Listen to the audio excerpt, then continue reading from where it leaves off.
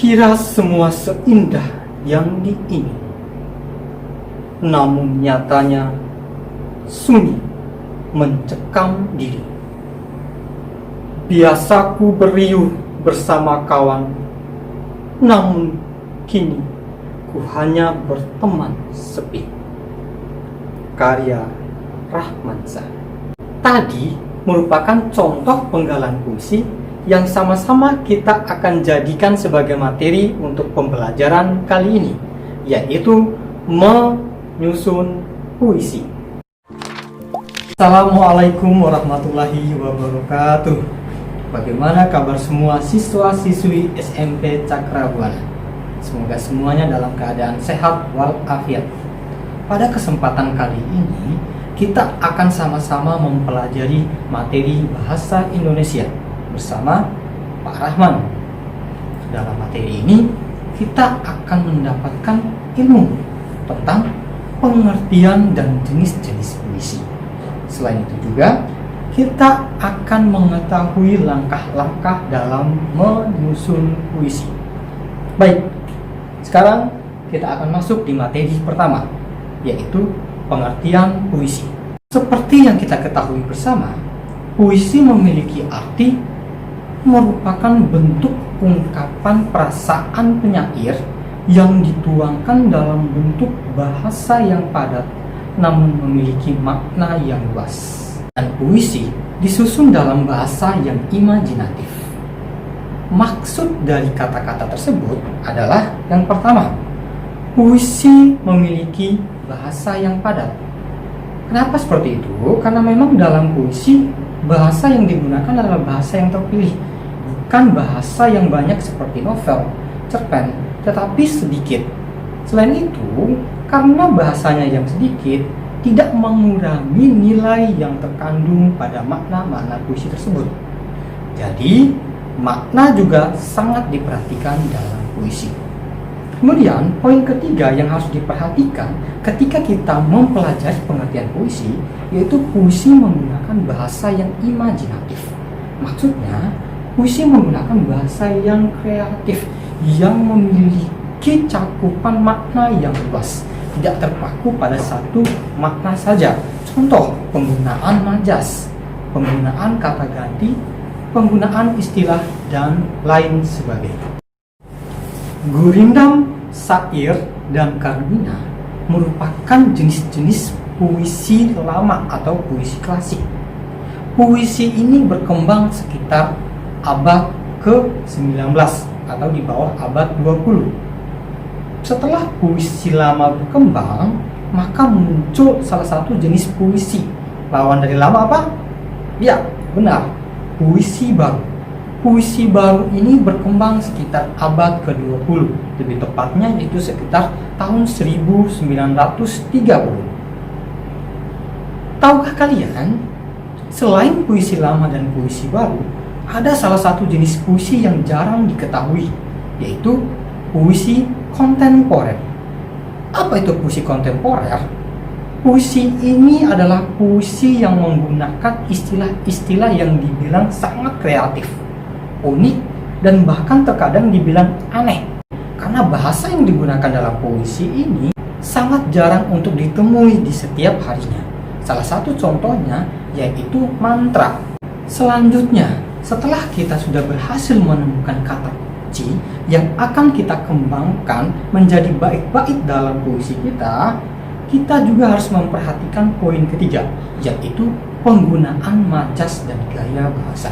Sekarang kita akan mempelajari langkah-langkah dalam menulis puisi. Ada beberapa langkah yang harus kita kuasai ketika hendak menulis puisi. Di antaranya, 1. Kita harus menentukan tema dan judul dari puisi tersebut. Dalam menentukan tema, itu terserah kita, mana nyaman-nyamannya kita, sesuai dengan inspirasi dan imajinatif yang kita miliki pada saat itu. Bisa tentang persahabatan, bisa tentang pendidikan, bisa tentang cerita-cerita yang baru kita dengarkan, misalnya cerita yang ada di rumah, bisa tentang guru, bisa tentang sekolah, dan lain sebagainya. Kemudian, kalau kita sudah menentukan tema dan judul, langkah kedua yang harus kita perhatikan yaitu menentukan kata-kata kunci. Untuk contoh kata-kata kuncinya sudah saya sajikan di sini. Poin ini merupakan poin yang sangat penting ketika hendak menyusun puisi. Kenapa penting? Karena kekuatan keindahan dan kekuatan nilai yang terkandung dalam puisi itu tergantung dari sejauh mana seorang penyair mampu menempatkan kata-kata yang unik, indah, dan kreatif dalam puisinya. Salah satu trik yang bisa digunakan agar bahasa dalam puisi dikategorikan sebagai bahasa yang unik dan baru, kita bisa menggunakan majas di dalamnya.